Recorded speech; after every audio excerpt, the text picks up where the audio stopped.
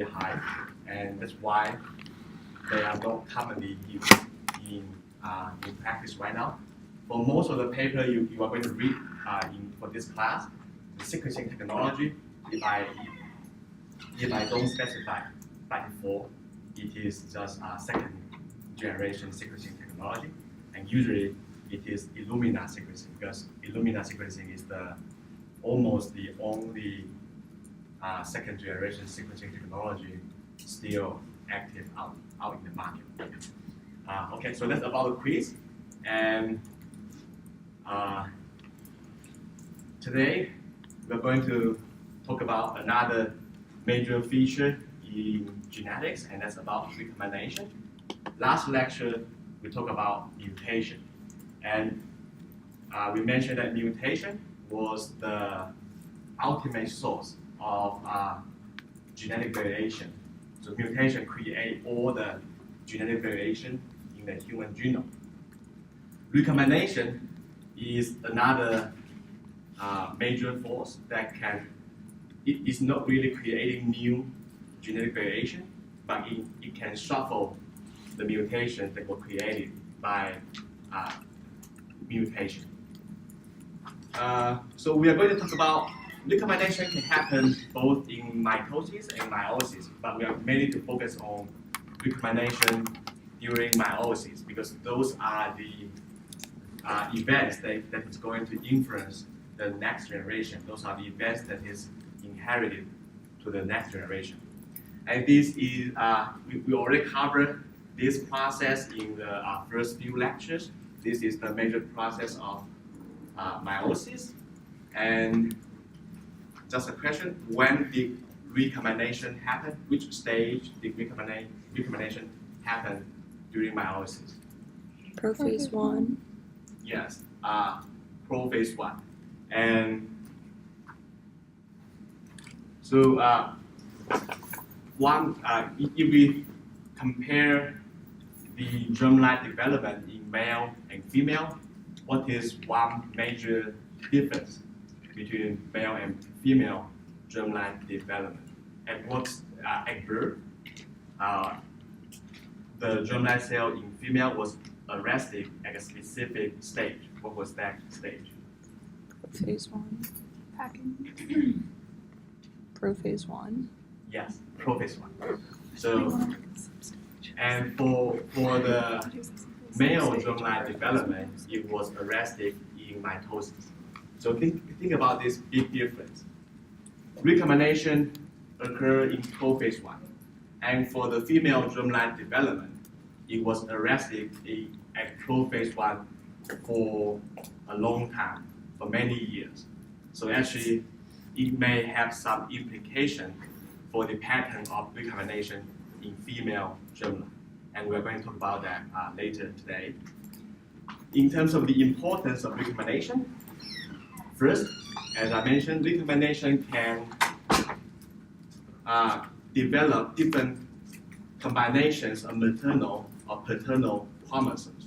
Basically, it shuffles alleles at different loci together and generate new haplotype or new chromosome.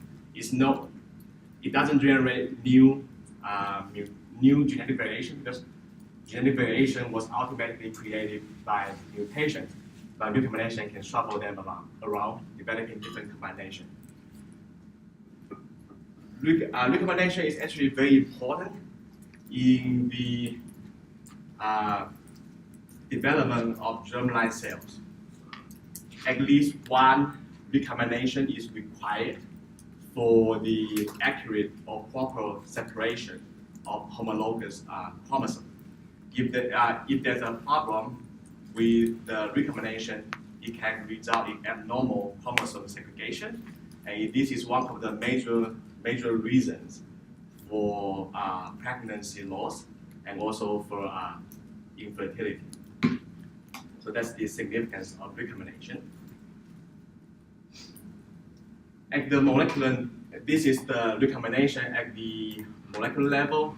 Recombination was initiated by double-strand break, followed by different pathway trying to repair that double-strand break.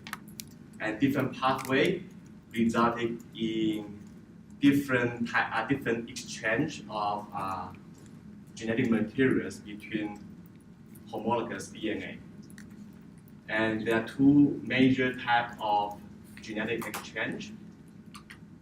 So if crossover, for crossover to happen, it has to have genetic exchange between the two homologous DNA. If there's only change at one chromosome, then it's called non-crossover event.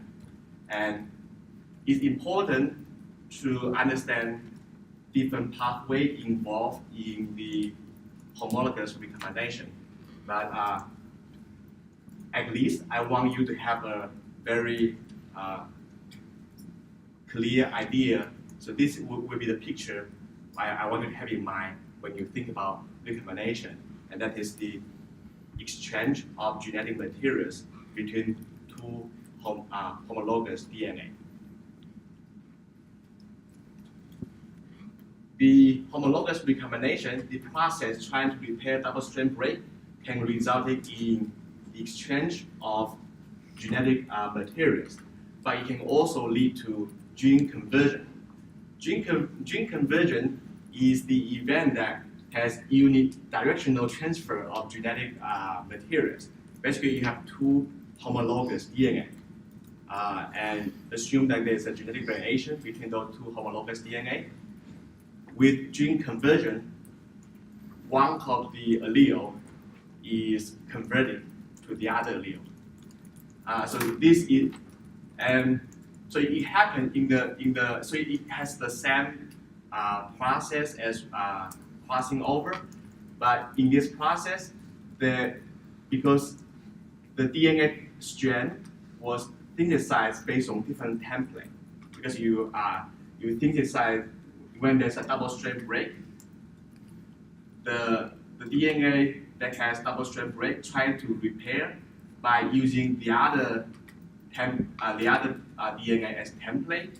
So in that case, the strand synthesized is no longer the same one as before. So in this case, the strand synthesized is blue instead of red as before.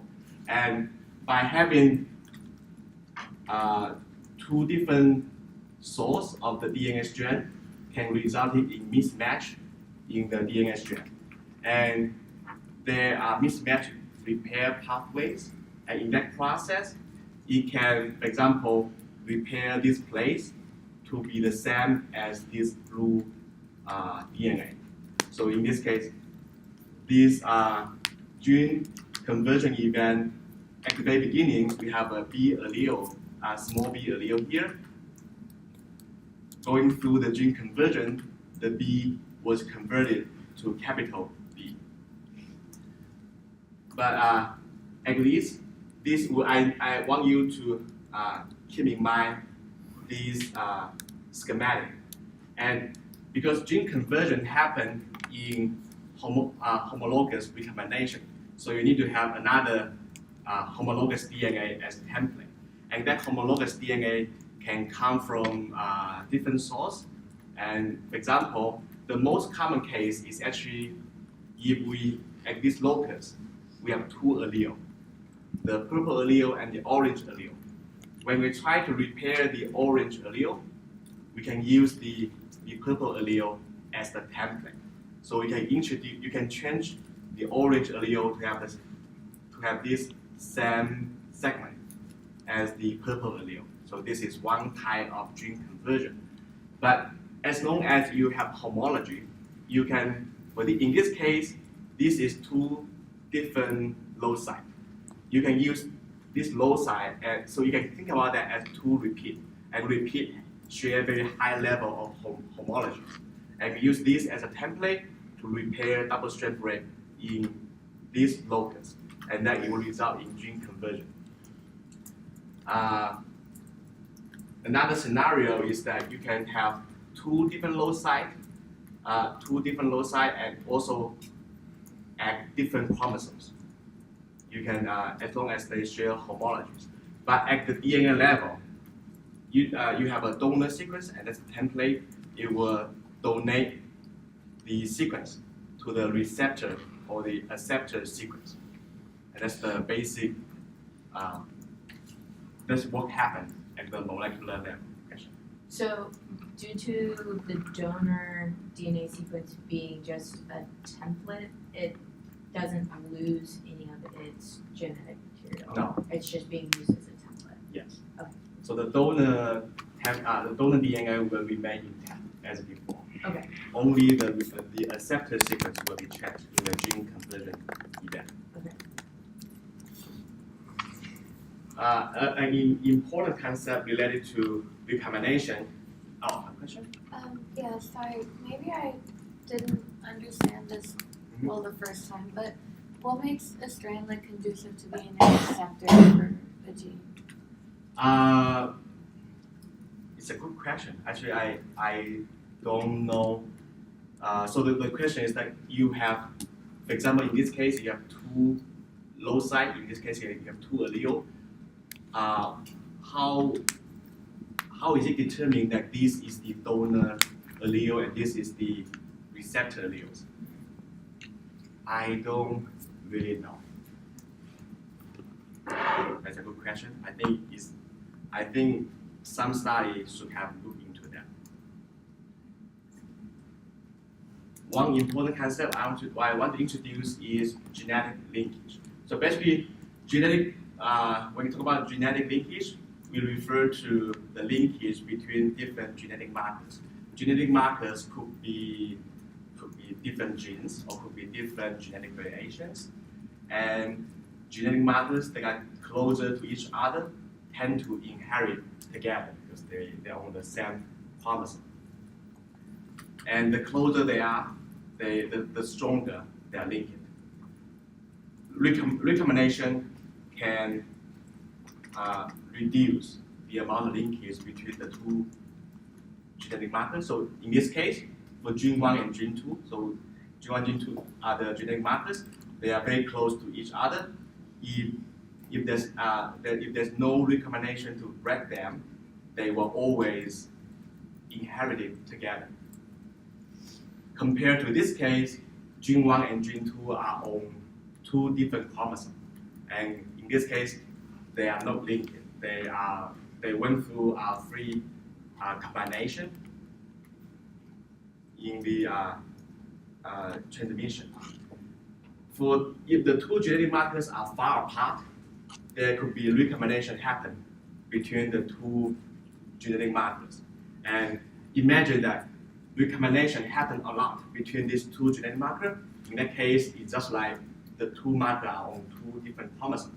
So in that case, two genetic markers on the same chromosome could actually be unlinked. So the amount of recombination determines how strongly two genetic markers are linked. And genetic linkage is measured by centimorgan. This is very basic genetic knowledge. And it's also called genetic distance compared to physical distance. When you say physical distance, it's just base pairs. Genetic distance is measured by how frequent recombination happen between two genetic markers. And 1 centimorgan indicates that there's a 1% recombination frequency between two genetic markers. So those are two basic. And the other important concept is linkage is equilibrium. It's actually a concept used in population genetics, especially when you try to look at genetic data from multiple individuals, and you try to see how genetic variations at different loci are linked with each other. And for genetic markers that are inherited together, so if they like for genetic markers on different chromosomes, just like this, they are unlinked. The transmission is random. They don't tend to co-inherit together. So it's called linkage equilibrium. And in contrast, linkage disequilibrium is that the transmission of alleles at different loci is not random. For example, if we look at the 3 loci we have here, and we have 2 homologous chromosomes. And on this homologous chromosome, we have capital A, B, C, and in this we have smaller ABC alleles. If there's no recombination, capital A allele will always co-inherit together with capital B and capital C. So we say that they have complete linkage, and also they have very, very high LD. It's like complete LD.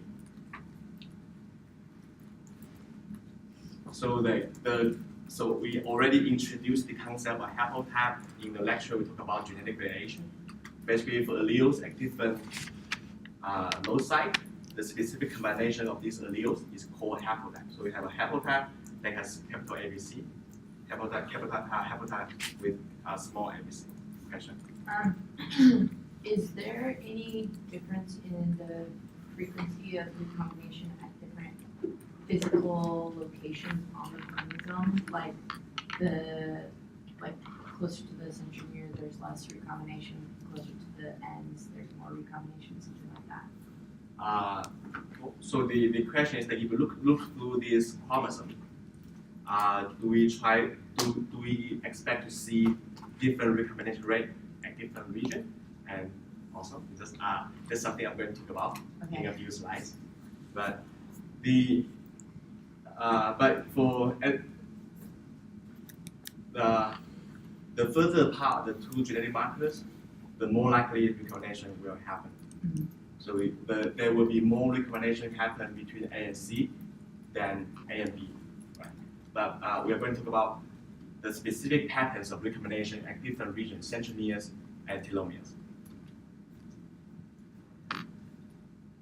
The degree of LD between two loci could be, so there are actually multiple statistics that can be used to measure the LD between two genetic markers. And a very commonly used one is called R square. And R square can have value between 0 to 1. 0 means that there's no LD between the two genetic markers.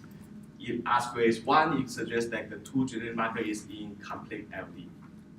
They basically, if you have one allele at one locus, it's always going to combine. It's going to co-transmit with another allele at the other loci.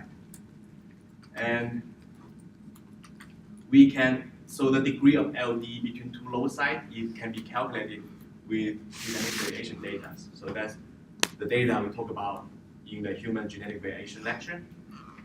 And for example, so here are different SNP, single nucleotide polymorphism. We can measure how strongly linked, what's the linkage is equilibrium between two genetic markers. And the number here is just R squared multiplied by 100. And in this case, marker 1 and marker 2 has almost 100% LD. And you can, so this is just an example for specific regions that has very strong LD among all the markers. If we look at another region that for some of the marker, for example, some of the marker has very, very high LD, so indicated by red color. And some of the cells, for example, like these cells is white, suggests that between this marker and this marker, the LD between them is very weak. And that's you can see that for markers that are closer to each other, they tend to have high LD. So for example, for this one is between this marker and this marker. For this one is between genetic markers that are far apart. So genetic markers that are close to each other has high LD. That's because of recombination. And based on this kind of figure, you can define a block of genetic variations. So for example, you can define the red genetic markers as a block indicated by the red bar. You can define different blocks, and they are called LD block. LD block basically indicate that in this block, the genetic markers has high LD. That's it. Sometimes it's also called haplotype block, because if genetic markers are in strong LD, then the alleles at different loci they tend to co-inherit together. And you can compare that.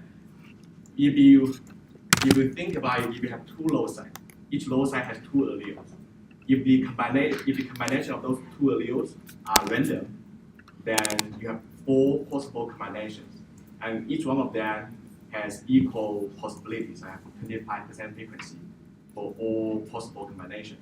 But because of LD, some combination is much more common than other combinations. And the concept of LD is a very important concept in association analysis, in genetic mapping. The idea is that SNPs, genetic markers that are in the same LD block, they are highly sensitive. If you know information about one genetic marker, you can kind of infer the information in another marker. So if you try to do genetic mapping, you don't need to do tests for all the genetic markers. For each block, you can pick one genetic marker and you do the analysis. So in that case, you can significantly reduce the amount of genetic marker you need to measure in your mapping or disease mapping study. And we are going to talk more about this in the genome-wide association lecture. And then in terms of, okay, so we talk about recombination, and recombination, the amount of recombination is very important to determine the LD blocks in the chromosome, determining the correlations or linkage between different genetic markers. The question is, how do we measure recombination rate? And there are 3 major approaches. The traditional approach is called single sperm typing. Basically, you can genotype genetic markers at each single sperm, and you just look at the haplotypes that are a result of recombination. So this one has a recombination event. So single sperm typing is one of the approach. The other approach is looking at pedigree, and this is a pedigree. This is a relatively large pedigree. We can focus on just this trio, so the 2 parents and then 1 child, and then you can focus on one of the chromosomes from the child, and we know that this chromosome is inherited from the father, and this chromosome is a combination of the 2 chromosomes, the paternal chromosome and the maternal chromosome in the father, and that specific combination is a result of recombination. And by comparing this kind of haplotype, you can identify how many recombination events happen. So this is 1 recombination event. For this chromosome, it has 2 recombination events. Question? So how far back, like in terms of generations, would you have to go to get an accurate value for like recombination? Similar to how we measure mutation rate, we measure mutation rate by generation. For recombination rate, we usually measure recombination rate by generation. And for example, for single sperm typing and for the pedigree analysis we have here, we are really looking at recombination happening in 1 generation. So, and the thing is that in 1 trio, you can observe some number of recombination, but in order to make accurate estimation, you need to look at multiple trios. So the generation is all we only measure rate at 1 generation, but we observe data at multiple pedigree. So we average over different pedigree. So this is another example that for example, for the father, you have the 2 haplotype, and then you have this based on the markers. So those are 2 markers that are different between these 2 chromosomes. And by comparing the offspring's chromosome, we can identify that between those 2 markers, there is a recombination event. So that's how you identify recombination event. The problem with this approach is that depends on the density of the genetic marker, you won't be able to know where specifically did the recombination happen between those two markers. The third approach is based on, so the first two approaches are directly looking at, you are directly counting the number of recombination. But the third approach is different. The third approach is to look at the LD between different genetic markers. And the LD could be calculated based on population genetic data. And for example, this is the haplotype block defined in different samples. And you can see that for all the samples, there is no haplotype block here. Basically, those blocks are separated by something. And that's because for that region, there is a high recombination rate.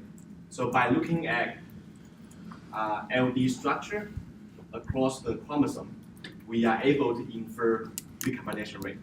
And this is another example that this is an LD block. And it's separated by the adjacent LD block because there is a high recombination rate. So by looking at this kind of LD data, we can also infer recombination rate across the genome. So those are the three approaches you can use to infer recombination rate. And here we're going to look at some patterns of recombination rate and comparing the recombination rate in male and female. The first thing, so this is the recombination rate. The red line is for female, and the blue line is for male. And it's plotted. The y-axis is the recombination rate, and the x-axis is the distance from the start of a gene transcription start site.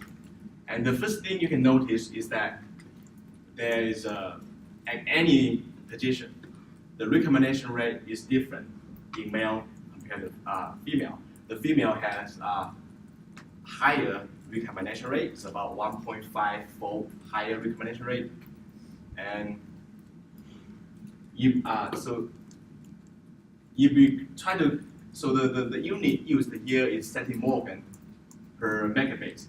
If we are trying to make some comparison to mutation rate, we can try to convert like how likely recombination is going to happen between two base pairs. So it's recombination happen at a base pair resolution. Or you can do some simple conversion, and 1 centimorgan per megabase can be converted to about 10 to the negative 8 recombination per base pairs. And we can compare this magnitude to a mutation rate. Does anyone still remember what's the scale of mutation rate per generation in human? 10 to the minus 8. Yes, exactly. So the mutation rate is about like is 10 to negative 8 per generation. So actually, at the genome-wide average, the recombination rate is at the same scale as mutation rate. Okay, so we know that overall there is a higher recombination rate in female, and one explanation for it is that the female germline development was arrested in the prophase 1, and prophase 1 was when recombination happened. So there's a lot of time for recombination to happen. The interesting thing about this pattern is that at the transcription start site, female has a much higher recombination rate compared to male. And why? And when you further separate, when you look at this, some of the transcription start sites also have a motif that is a PRDM9 degenerated motif. And PRDM9 we're going to talk about later is a major regulator of recombination hotspot.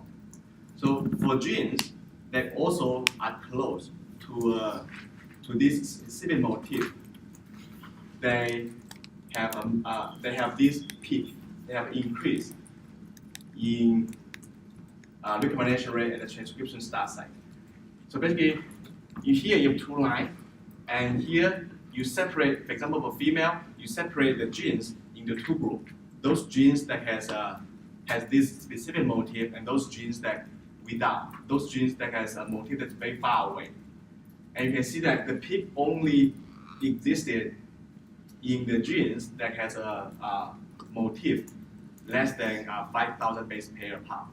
So this motif plays an important role in determining this higher mutation rate at the start of the transcription start site. So it's at least partially explained by the presence of the PRDM9 motif. We're going to talk more about the comparison between male and female recombination. But before that, I will take a break, and maybe before that, any questions about what I presented so far? No? Okay, we can take a break for time. For the position that the transcription start site is just one site. What does recombination mean here? So actually, in practice, in the study, when you try to define recombination rate, you need to define a window. So the window, especially how far apart you want to look at the chromosome. So you have the whole chromosome. You want to look at each time look at a specific length, and then within that window, you have genetic markers. You can measure the recombination rate between each two markers, and then within that window, you can average the recombination rate over all pairwise comparison. So that can give you an average of recombination rate at that window. And here, 0 basically it means that for those windows that overlap with the transcription start site. And you can define different window length, and with different window length, you are looking at different scales of recombination. You have very narrow window. You can look at recombination in a very local area. You will have a huge window. For example, if you have one window of chromosome, then you get the average, genome-wide average recombination rate. You get a medium window, you get recombination rate for bigger regions. And actually, in one of the papers, so from the paper that presented this figure, it tried different window length to look at recombination at different scales, and actually they did observe different patterns using different window length. But that's some of the patterns are consistent. For example, the difference between male and female, and the correlation between recombination rate with some of the features. For example, the methylation and also transcription start site.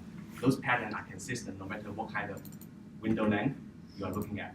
And window length is kind of a very nuanced in practical research, because you need to define a way to do this analysis. But it's not important in our lecture today, and it's not going to be in the quiz anyway. And so based on this analysis, we know that the transcription start site is associated with higher recombination rate in female, and that's because that's because it was mainly driven by genes that has this PRDM9 motif. So PRDM9 is known to be involved in the histone modification. So it methylates the lysine 4 of histone 3. So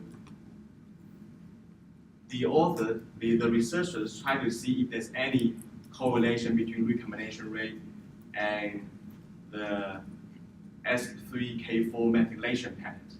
For regions that has a lot of S3K4 methylation, they also observe an increase in recombination rate.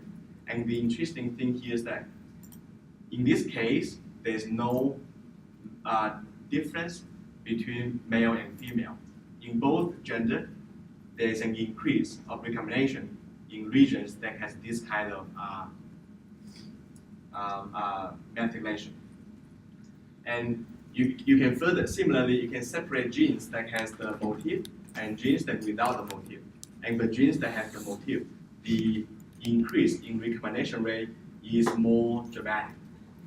And it's the same thing for male and female. So actually the difference we observe here between male and female at the transcription start site could not be explained by the methylation patterns. And still, we don't really know why there's difference at the beginning of each gene transcription. And this is the result related to the question asked about the distribution of recombination across the genome. And actually, you look at the recombination in male and female separately. For this panel, the blue segment indicate the regions that has higher recombination rate in the male, while the red indicate higher recombination in the female. And this is another way to look at mutation rate by looking only at the hotspot. Hotspot are genomic regions that has an unusually high number of recombination. But similarly, those two figures give us the same pattern, is that first, there's many more regions that has higher female recombination rate, and that's because female in general has a higher recombination rate. And the interesting thing is that if we look at the distribution across the chromosome, is that when you look at the end, the blue segments, they tend to distribute it at the end of the chromosome, at the subarachnomeric region, while the red segments tend to be at the center of the chromosome. So, and actually this is still unknown why it's distributed differently between the two genders.